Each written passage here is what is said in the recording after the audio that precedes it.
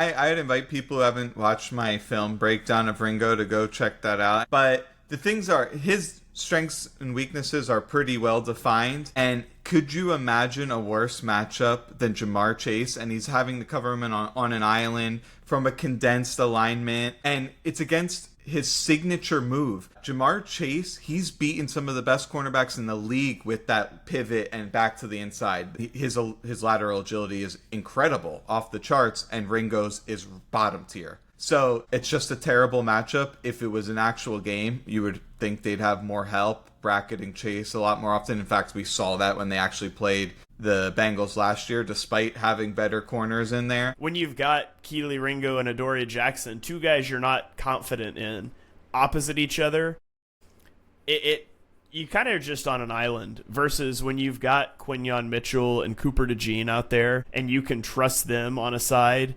and then you can sort of push coverage the other way. I mean, it's like what the Seahawks did with Richard Sherman for years, that they would push that coverage to Byron Maxwell and help him out, and everybody thought he was great. In fact, the Eagles thought he was great enough to sign him to a huge contract that ended fantastically. Oh no, wait, that was awful. So I think that even if you were stuck putting one of those guys out there and it was just like this, it wouldn't actually look that bad when you've got the other side pretty well locked down.